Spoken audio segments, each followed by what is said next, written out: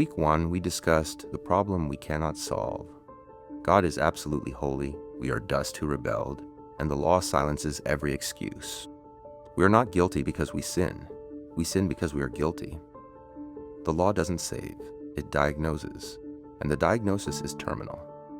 Atonement is a necessity, not an option. But here's the hope: Christ. Week 2, love before we lived. Salvation did not begin at the cross or at your conversion. It began in eternity. Before the world was made, the Father chose us in Christ, the Son agreed to purchase us, and the Spirit promised to seal us. Your name was in His book before you drew your first breath. And because salvation began with Him, it will end with Him. Week 3, one man's ruin, one man's rescue. 2 heads represent 2 humanities. In Adam, all die, condemned by the act of one. In Christ, all are made alive, justified by the obedience of one. You were ruined by a representative, but you can be rescued by a representative you must receive. The gift is not like the trespass. Grace is stronger than sin. Where Adam failed, the last Adam succeeded. Are you still in Adam or in Christ? And now, week 4, the wrath-satisfying sacrifice. Death has died. Romans 3, 21-26, NLT version. But now God has shown us a way to be made right with Him without keeping the requirements of the law, as was promised in the writings of Moses and the prophets long ago. We are made right with God by placing our faith in Jesus Christ. And this is true for everyone who believes, no matter who we are. For everyone has sinned. We all fall short of God's glorious standard. Yet God, in His grace, freely makes us right in His sight. He did this through Christ Jesus when He freed us from the penalty for our sins. For God presented Jesus as the sacrifice for sin. People are made right with God when they believe that Jesus sacrificed His life, shedding His blood. This sacrifice shows that God was being fair when He held back and did not punish those who sinned in times past, for He was looking ahead and including them in what He would do in this present time. God did this to demonstrate His righteousness, for He Himself is fair and just, and He makes sinners right in His sight when they believe in Jesus. Right now, be expectant of God. Hear the preaching with an open heart, not with a defensive heart nor a critical spirit. No matter how deep or not you are in theology, no matter what your position or situation in life is, God wants to minister to you.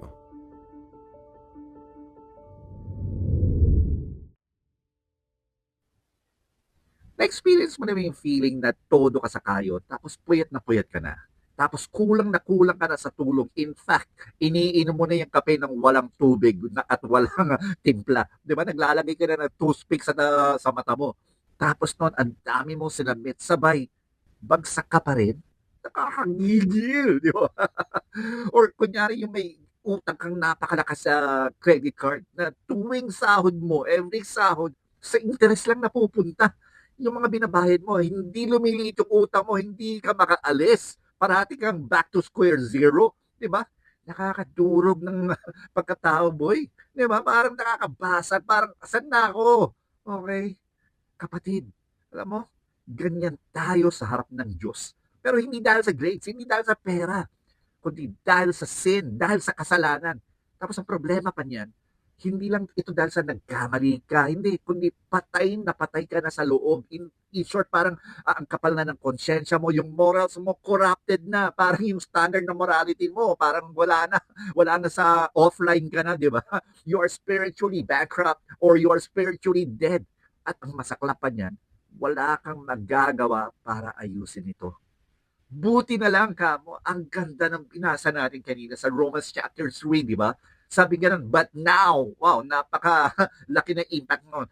But now, ibig sabihin nun, pero ngayon, o kaya magmula ngayon, ngunit ngayon, ibig sabihin, parang may pagbabago na after nung verdict ng iyong guilt or ng iyong kasalanan, biglang meron ka ng hope, may pag-asa ka na, meron ka ng pwedeng hawakan or paghawakan. Di ba? And yan po ang pag-uusapan natin ngayon. This is Ray Lizardo, and I'm welcoming you to Face Down Sunday. And so right now, I am gently requesting you, okay, let's focus. Mag-focus po tayo in listening to the Word of God. Okay? Ayaw natin may ma-miss out na may sinasabi pala ang Panginoon sa atin tapos hindi natin narinig. Okay? Allow yourself to realize what God is making you realize. Kaya ito, sabihin mo sa katabi mo, wag ka na mag-i-scroll muna dyan sa mga reels o sa Facebook at wag ka na muna mag-text, ha? O sabihin mo doon sa katabi mo, wag mo muna ako ang chichismisin, wag mo ka muna makapagkwentuhan sa akin. Meron akong gustong marinig na gustong sabihin ng Panginoon sa akin. Anyways, yeah, let's do it.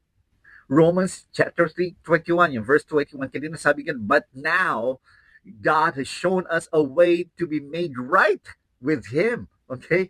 Without keeping the requirements of the law. Ano ba? Ano ba yung ibig sabihin ng but now? Pagka sinabi mong but now, ibig sabihin nun, di ba, parang meron ng, may bago. Pero ngayon, parang meron ng bagong ordinansa, di ba? It means there's a major shift. May major shift sa redemption history. Kasi doon sa mga previous chapters nung binasa natin kanina, sinasabi ni Paul na ang mga Gentiles guilty, ang mga Jews guilty. Ibig sabihin noon, all humanity is guilty. Lahat tayo guilty. O walang nakakalusot diyan.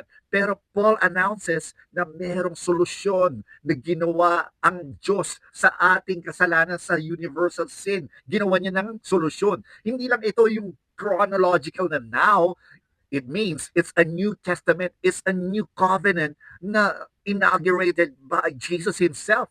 Diba? Ibig sabihin nun may bagong ordinansa. Parang, diba? Parang ito yan, magmula ngayon. Okay? Lahat ng seniors. Sino ang mga seniors dito? Di ba? Magmula ngayon, meron ng 5,000 a month para sa lahat ng seniors. Di ba? Yun yung sinabi ng gobyerno. O di ba? Parang ganun yun. Meron ng pabuya. Meron ng solusyon para sa mga gamot. Di ba? That's what you mean by but now. May bago. Diba? Tapos sabi ka God has shown us a way to be made right. Meron na raw ginawa ang Panginoon na isang way or isang daan para tayo ay maging righteous. Isamantalang kanina, di ba? Problemado tayo dahil wala tayong magawa. Oo, wala tayong magagawa kaya ang Panginoon ang may ginawa. Literally, okay, minanifest ni God yung righteousness niya. Ang ibig sabihin nito, yung righteousness ni God is perfect justice. Ibig sabihin nun, walang kukurap, walang kokorap. Di ba? At ang ibig sabihin din dito ni Paul, this righteousness comes from God. Wala tayong kahit na anong righteousness sa nature natin. Kailangan natin si Lord hindi para maging righteous on our own, kundi para matanggap ang righteousness niya. Siya ang nagde-declare na righteous ang isang tao. Talagang righteousness is a gift. It's not something that we perform or something that we achieve. Kaya alam niyo kung minsan nagagamit natin itong si Jesus para sa isang para sa ibang end goal. Kung minsan nasabi natin, sige, share na natin 'yan. I-born again na natin 'yan para bumait. Ibig sabihin nun, ang gusto mo lang ma-born again yung tao, ginamit mo si Jesus para bumait. 'Di ba? Hindi naman 'yun eh. Hindi naman 'yun ang purpose doon para sinabi mo, sige, Ate April, paki-share mo naman itong girl nito. Yung pala gusto mo lang ligawan. 'Di ba? Meron ka pala mga hidden agenda. Anong hidden agenda mo? Evangeligaw. Sino dyan? Mga evangeligaw o kaya disciple chicks o kaya Bible study. Bible study ba? O discipling. Di ba? Kaya kung minsan nagagamit natin yan, pero hindi. Ang Panginoon, okay, nagbigay sa atin ng righteousness, hindi para maging righteous tayo, kundi kailangan natin tanggapin yung righteousness niya. That by ourselves, we cannot do anything right. Bakit? Kasi we are spiritually dead. Okay? We are only righteous because of God. We are only righteous because of God's irresistible grace. Mamaya, banggitin ko ulit yan, ha?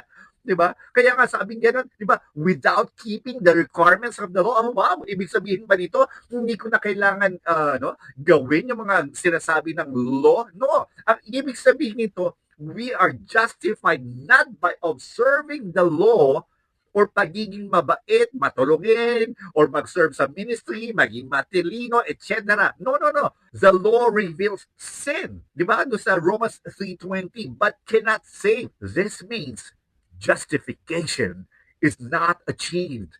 It is received. This means your salvation is not something that you earned, but it's something that was given to you. That means si Jesus ang nag-declare at pumili sa'yo. Hindi ka na saved dahil sa Christian ang galawan mo. Hindi ka na saved dahil sa ang galing mo magsalita, ang galing mo mag-minister, ang galing mo magturo. No, no, no. Na-saved ka kasi dahil kay Jesus. Period.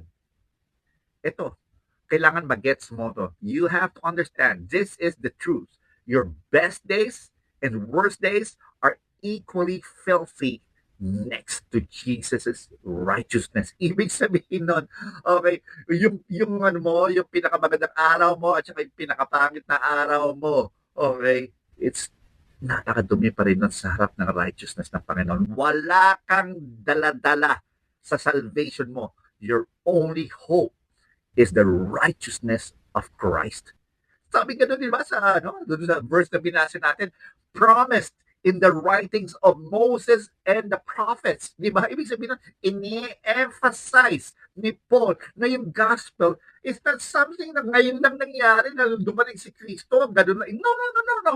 It's not a new religion. The gospel actually fulfills the Old Testament and not replacing it.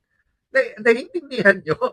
Pero ngayon, as a response, hindi tayo bound sa law. Pero dahil sa pagmamahal ng Panginoon na talagang nalula ka at nalunod ka sa kilig, gusto mo parati yung binavalue mo, pinahalagaan mo, at gagawin mo lahat ng kagustuhan niya kasi Panginoon mo siya.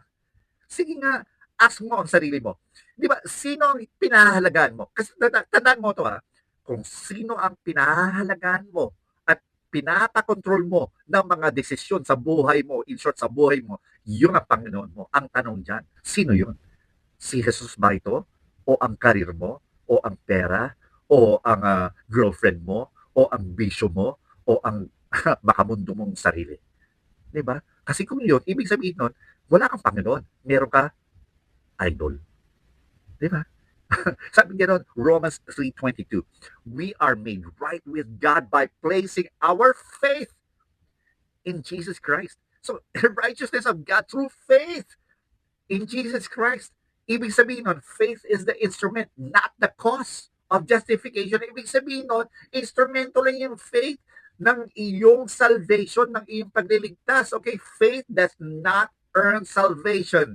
Faith receives salvation. Alam mo yun? Yung paniniwala mo, hindi yung nag-earn ng pagkaligtas mo, kundi yung paniniwala mo ang tumatanggap ng pagkaligtas mo. Diba? Importante na magets natin ito.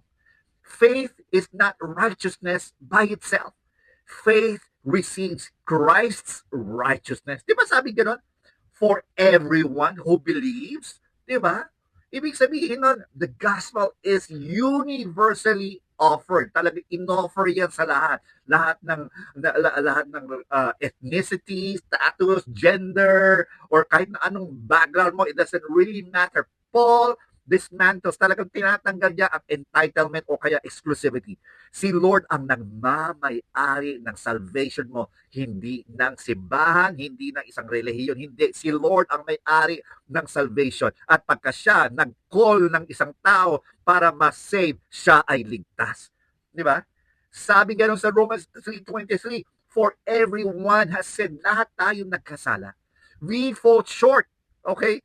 Hindi ito ibig sabihin, pandak tayo. Hindi. Ibig sabihin nun, kulang kahit anong gawin natin. We fall short of God's glorious standard. In short, we have a universal guilt and we have a universal need. Sabi ganun, everyone has sinned. Lahat tayo nagrebelde. Dahil dun sa kay Adam, dahil sa bumagsak siya, yung nature niya, pinagpatuloy natin at tawag na personal sin, yung kay Adam, okay, original sin. Pero dahil sa ina-inherit natin yung sinful nature niya, ongoing na nagsisin tayo. That's our personal sins, di ba? Tapos amin gano'n, we fall short. Ibig sabihin, continuously lacking. Kumbaga, kahit na anong gawin mo, kulang pa rin. Constantly deficient. Humanity does not merely fall occasionally. We exist in a falling state. Kumbaga, hindi ito yung para paminsan-minsan, okay, bumabagsak ka. Hindi. Ibig sabihin nun, ikaw, nag-e-exist ka nang pabagsak na. Kaya kung mga kaminsan ko, tatanungin natin, di ba? Bakit nagpapadala ng tao ang Diyos sa impyerno? Hindi. Hindi nagpapadala ang Diyos ng tao sa impyerno. Yung tao papunta sa impyerno, pabagsak sa impyerno. Pabagsak at papunta ka sa kangkungan ng impyerno. Buti na lang, but now. O, di ba?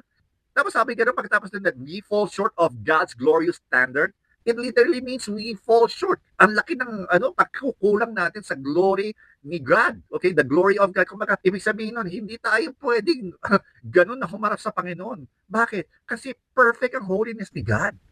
And because of sin, dahil sa kasalanan, nawala ang image of God sa atin. Di ba? We were created in the image of God, Imago Dei, di ba? Pero dahil sa yabang at pride ng tao, binasura natin ang image of God sa pagkatao natin. Di ba sa job interviews, kadalasan tinatanong tayo, okay, so what are your weaknesses? Okay, ano ba yung mga weak spots mo? Ikaw naman, syempre, hindi ka sasagot well, actually po, totoo niyan, paminsan-minsan lang ako nagtatrabaho. O kaya ako po ay nag-social networking. O, di ba? Di ba? Kadalasan plastic tayo, we present our best selves, di ba? Pero sa Diyos, walang plastikan, men. Ang sabi, all fall short, lahat tayo. Okay? Nagkamali, lahat tayo ng kasalanan at lahat tayo hindi kaya umabot doon sa perfect holiness ng God. Kahit naggaano ka kabait, kahit naggaano ka kareliyoso, kahit gaano ka kasipag, lahat tayo bagsak, walang exception. The ground is level. Kung baka pantay-pantay yan at the cross. Hindi porket mas mabait ka kay Hitler, tanggap ka na. Ang standard ng Diyos ay ang kanyang sariling holiness. Wow, hirap noon, di ba? Yung pinaka-standard mismo si Lord. Ay nako. Pagdating niya sa harap niya, zero tayo dyan, di ba? Sabi gano'n sa Romans 3:24, di ba? Sabi gano'n, yet God. Oh, wow. But God, di ba? In His grace, freely makes us right in His sight. Di ba? Freely. Ang Greco niyan, Dorian. Okay? Hindi Durian. Dorian. Okay? Ibig sabihin nun, without cost. Ibig sabihin, wala kang ilalabas. Isipin mo yun, naka-experience ka na ba na, sige, sa'yo na lang to relo ko, pero hindi mo naman kailangan bayaran. Oh, wow, talaga lang, ha? Ganun ang righteousness at saka justification. Binigay sa atin ng libre, pero it was paid dearly by Jesus. Your salvation, justification is undeserved, yet it was served. Wow. And this is because of His grace. By His grace. Ibig sabihin nun, it's something that we did not deserve. It's unearned favor. Di ba? Ang grace at saka ang performance, they are opposites. Di ba? Di ba sabi ganon, it makes the grace that God gave, it makes us right. Ang ibig sabihin nito, we were declared righteous kahit na we are yet to morally improve. Di ba? Wow. Ang bigat nun. Ibig sabihin nun, nakakasala pa ako, hindi pa ako perfect, ang dami ko pang kailangan ayusin sa aking character, and yet I was declared righteous. Oh wow. Ibig sabihin nun talaga, our salvation is not about our performance, but it is because of the grace of God. Ganon kalaki ang pagmamahal ng Panginoon. Ganon kalaki at kabigat ang binigay at ang ginawa ng ating Panginoong Jesucristo. And that's the reason why if you think God accepts you because you're good, then you have invented a God who doesn't exist. Ang morality mo ay hindi siya currency sa langit. Yung pagkabait mo, hindi yan hindi yan currency na para pambayad mo. Hindi. Parang yan parang bumili ka sa tindahan, ang bayad mo, kapugian mo, ay hindi ubra, boy. It's not about you. Pagdating sa langit, pagdating sa harap ng Diyos Ama, ang pogi lang, si Kristo. And that's the reason why I'm telling you, I'm pounding on this. Okay? Justification is a legal declaration, not a person's transformation. Ibig sabihin dineclare ka na ligtas. Hindi dahil sa magbabago ka. Ito, yung justification mo, yung relationship mo kay Lord, it will produce transformation, but it is not because of transformation. It is all because of the grace of God. And that's the reason why ang justification is positional, not professional. Bakit not professional? Ibig sabihin nun, di ba pagka professional, kumbaga, ginagawa mo to para mabayaran ka, may ginagawa ka para mabayaran, hindi ganon. Ang justification mo, yung kaligtasan mo is positional. Ibig sabihin nun, kasi inadapt ka, inampod ka ng Diyos. Grabe, di ba? Ay, yung transformation mo is just a byproduct of your worship, of your relationship that God Himself authored. Ang tawag nga dyan, ano? Sanctification. Di ba? Move on tayo. Sabi nga through Christ Jesus, when He freed us. Okay? Apolytrosis, ibig sabihin ng redemption. Okay? Apolytrosis, no? That's a Greek word. Ito yung ginagamit nilang word pagka bibili sila ng slave sa palengke. Ibig sabihin nun, binili ka niya sa palengke. Di ba? Binili ka, pinalaya ka, inampun ka, at hindi lang yun, inalagaan ka pa. Hindi lang yun, may pamana ka pa. Oh, saan ka? Saan ka pa ngayon? Di ba? Sabi ka sa verse 25, for God presented Jesus as the sacrifice for sin. Sabi nga, ang tawag nga dun sa Greco, yung talagang original na, ano, na pakakasulat dito, ang tawag nila is hilasterion. Hilasterion, okay? See, this word, dalawang major meanings nito. Isa is propitiation, okay? Propitiation. Ibig sabihin nito, inabsorb or tinanggap or siya ang kumuha. Christ absorbed the wrath of God. Hindi lang inabsorb ni Jesus ang sakit at saka yung sakit sa katawan, yung kamatay, hindi. Inabsorb niya rin yung galit ng Diyos. Dalawang bagay yun, no? Akala kasi natin, kasi nasaktan siya, kaya bayad na. Hindi.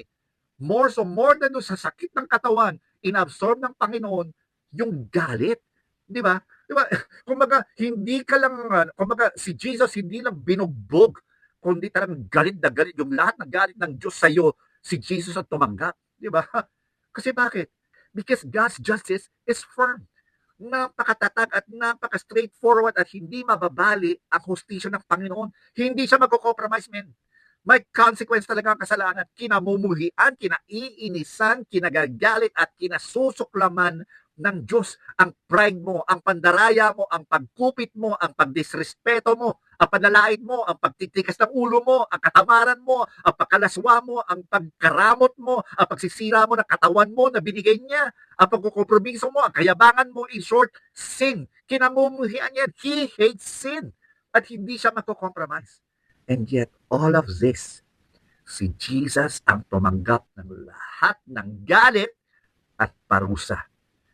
On the cross, trinato ng Diyos Ama ang kanyang anak as if He lived your life so He could treat you as if you lived His. Tagalogin ko ibig sabihin dahil sa krus, ang Diyos, okay, trinato ang kanyang anak as if yung buhay na pinamuhay ni Kristo as though ikaw ang namuhay noon. Ganun ka ngayon itatrato ng Panginoon. Tinalikuran, biruin mo, tinalikuran ng Ama, yung pinakaanak niya, para hindi kanya kailanman talikuran. Oh, man. Oh yeah, sabi ko, dalawa yung meaning ng hilasterion, di ba? Yung kanina propitiation. Now, this one is mercy seat. Ibig sabihin yung upuan ng pagkaawa. Okay? In the Old Testament, yung hilasterion, yung Greek na pinag-usapan natin kanina, no? It is actually, cover siya nung Ark of the Covenant na kung saan dinidilig yung dugo nung sacrifice nila doon sa yung pinaka Old Testament, yung Day of Atonement, kung gusto niyo basahin yung Leviticus chapter 16. Okay? Ginagawa yan kasi sabi ka ng Panginoon kay Moses, sabihin mo kay kay Aaron, hindi parating kung kailan niya gustong pumunta sa sa inner sanctuary, makakapunta siya. Hindi. Okay, kailangan, in fact, doon sa Leviticus, sabi ka it has to be on the 10th day of the 7th month. So ibig sabihin ng mga bandang September or October yun in our di ba?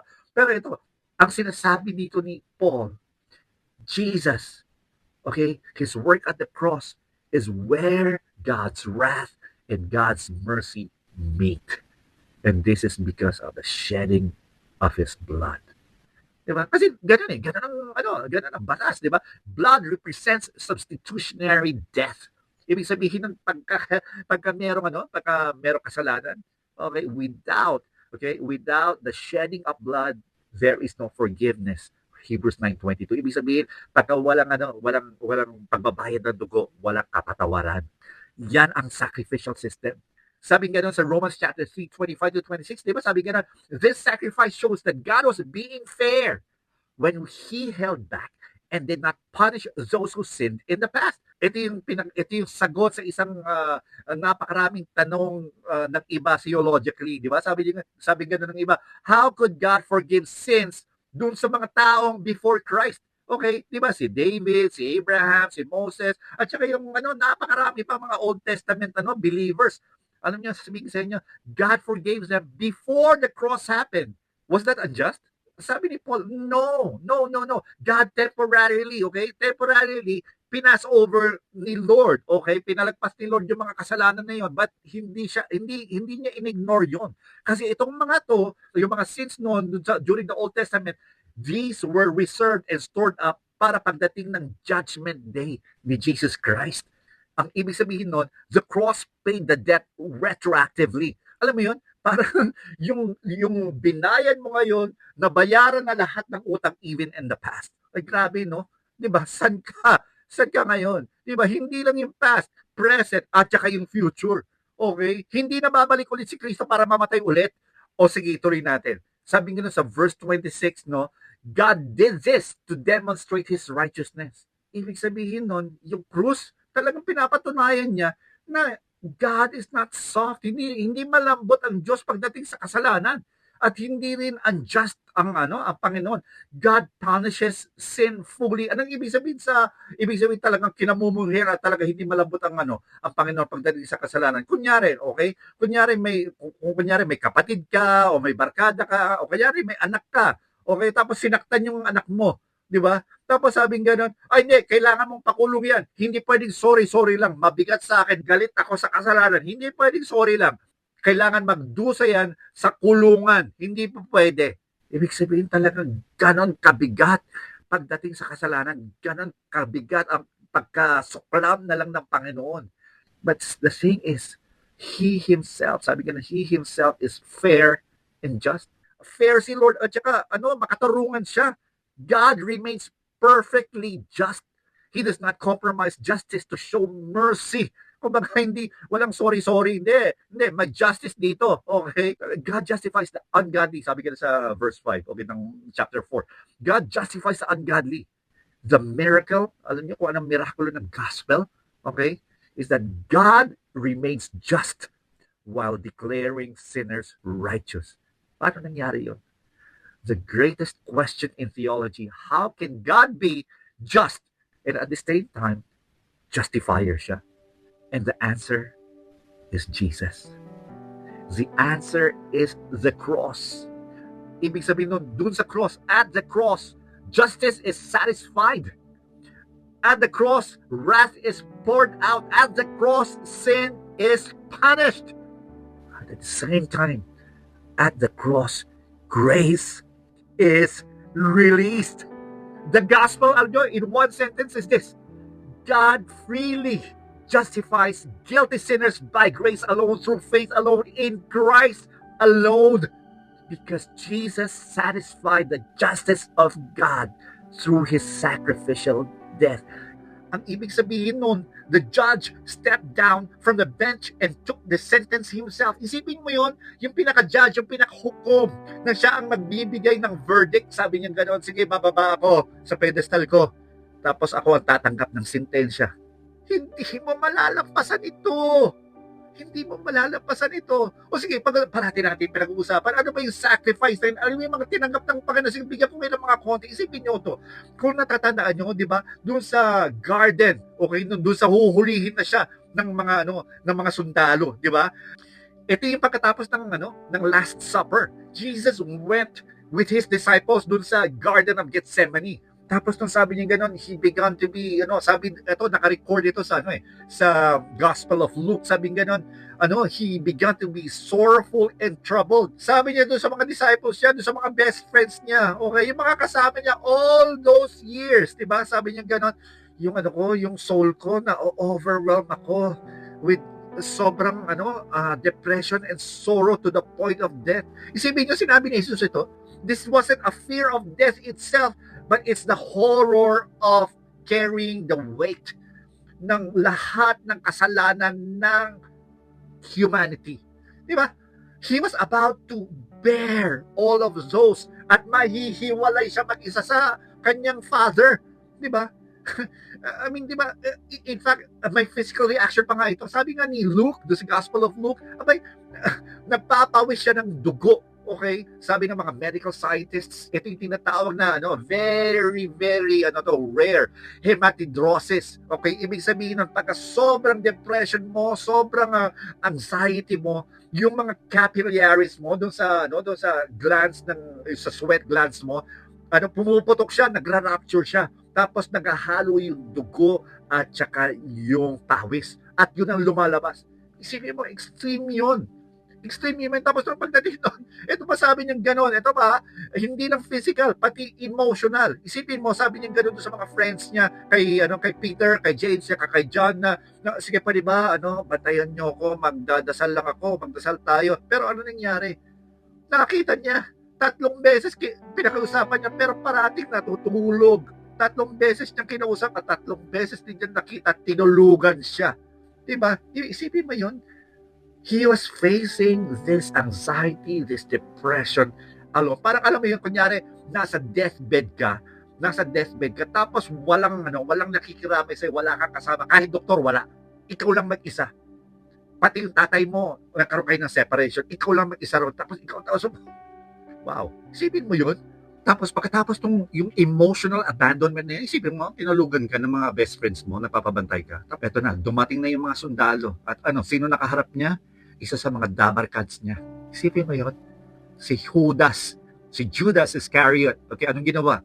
Bumeso pa. Okay, kiss pa more. Ibig sabihin pala nun, betrayal. Oh, wow. Tapos inaresto siya. Isipin mo, alam niyo yung nangyari, kunyari si Steve Jobs noon, 'di ba? Siya yung talagang gumawa ng buong Apple industry, 'di ba?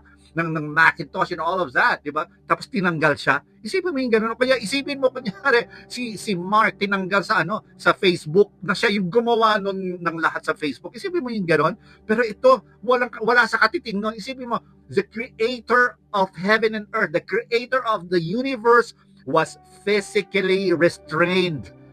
Nakala mo kriminal? During that moment, ano nangyari? Akala mo pag pinagtanggol siya, hindi, nagtakbuhan lahat ng supposed to be mga best friend niya. Wow, isipin mo yun? Isipin mo yung sobrang sakit sa loob nun. Tapos humarap na siya doon sa trial niya. Ito na dumating siya doon sa trial niya, ininterrogate siya, 'di ba? Tapos lahat ng tao sinasabi, sige, ipago sa krus, crucify, minamak siya during doon sa trial na 'yon, 'di ba? Talagang sinasampal siya, sinusuntok siya. Ang ginagawa pa nga, bina-blindfold siyang ganun. Tapos noon, paulit-ulit, sige mag-prophesy ka nga, sabihin mo, sino ang sumuntok sa'yo, sino ang sumampal sa'yo, tapos dinuduraan pa siya. Isipin mo yon, yung anak ng Diyos, ininsulto ng ganon-ganon na lang, ng utmost contempt and degradation, yung talaga binaba siya, minaliit siya talaga, di ba? Tapos isipin mo, dahil sa wala nang magawa si Poncio Pilato, di ba? Okay, so ito na yung scourging or yung flagellation. Ito yung pag-whip sa kanya, 'di ba? Alam niyo po ba, ang sabi nila, okay, dito pa lang sa flagellation, okay, yung paglatigo, okay, usually doon pa lang namamatay na yung kriminal or yung pinaparusahan, doon pa lang. Pagdating ng mga 7, pang 8 whip, talaga wala na, basag na yung katawan, patay na, mawawala na, hindi na makahinga. Ganun yun. Pero yung tinanggap ng ating Panginoon na Jesucristo, 39 latigo. At alam niyo yung ginamit na latigo, ito yung mga leather na leather siya. Tapos doon may mga skeleton bones siya dito. Okay, so talagang matitibay yun, tsaka talagang masakit yun sa katawan pagka tumama. Tapos doon sa dulo nun, may mga parang Wolverine na claws na nakaganon. Okay, so marami yun, nakaganon lahat yun. Tapos lalatigoin siya ganon. Pag latigo ngayon dito, biglang tatanggalin ngayon ganon. Kaya kita mo, warak na warak lahat dito. Talagang lumalabas, sabi nga nila, maabot pag tama nung dito, pagsampa ng ano, ng lati ko at saka ng mga claws dito, abot hanggang sa ribs. Tapos yung ribs nawawarak talaga. Tapos yung mga tissues, yung mga organ talaga nakikita mo talaga, talagang wasak na wasak yung katawan ng ating Panginoon.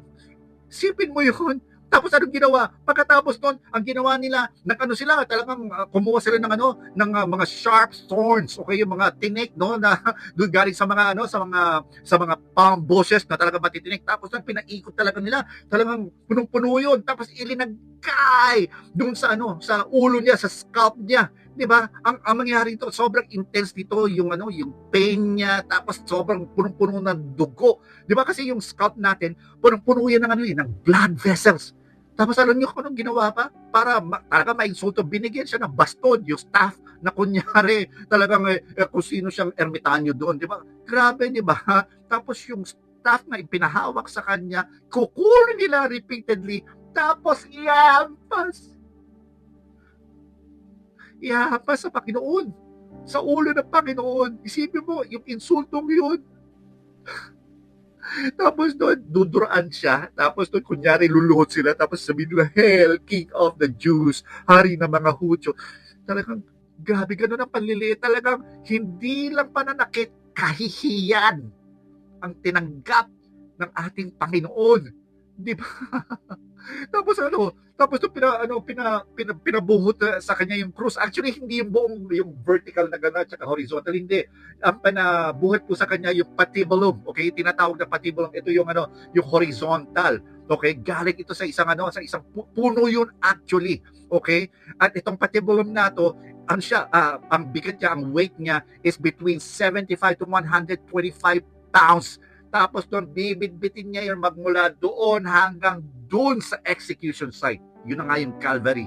Di ba? Iisipin mo, punong-puno, okay? Hinampas, pinalo ang ulo ng ano ng basto, tapos doon may crown of thorns dito, tapos doon wasak na wasak yung katawan mo, 39 whips, tapos magdadala ka doon, bibit-bitin mo yun hanggang doon, di ba? Ano na lang yun?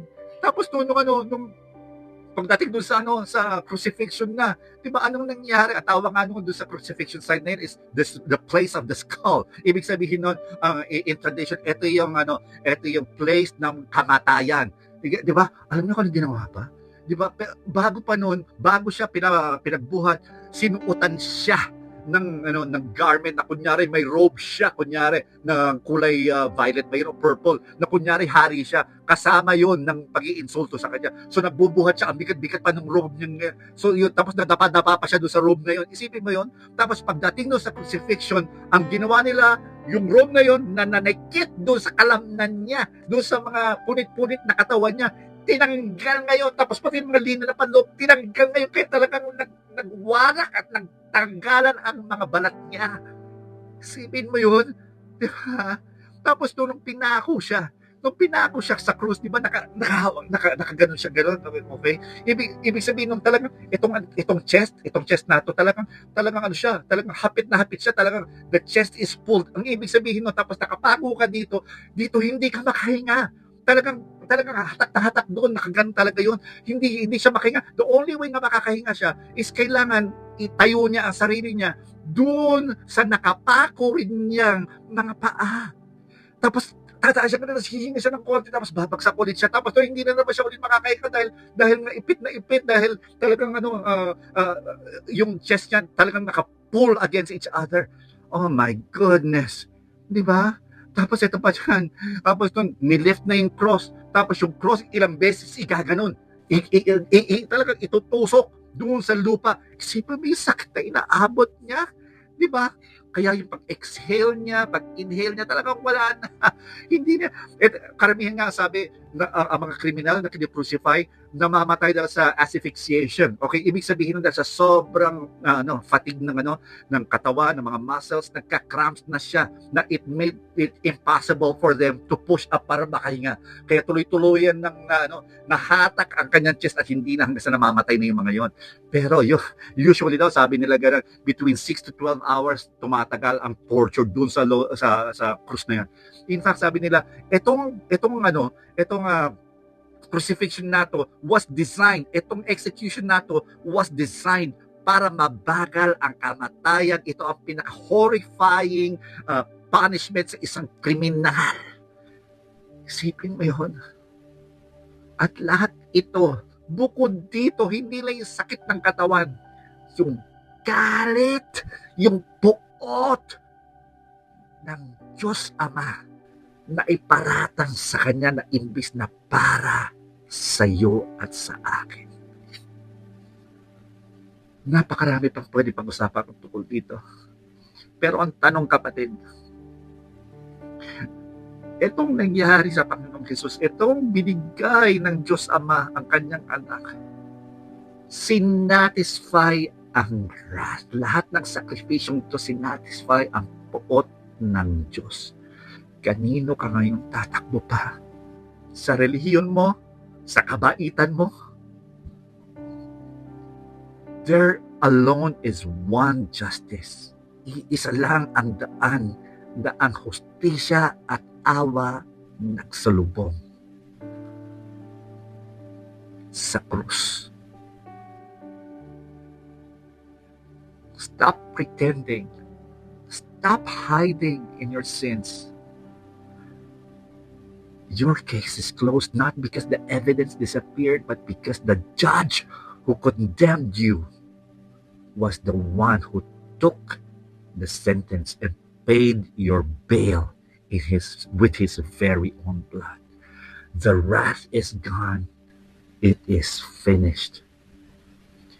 Kaya sa krus, kapatid, dalawa lang ang options. Is either you walk away condemned or you fall on your knees and say, God, I surrender. Not because of your goodness, but because of His blood. There is nothing left to add. There is nothing to earn, but everything to sing for. Sana ma-realize mo yun, kapatid. Magandang hapon po.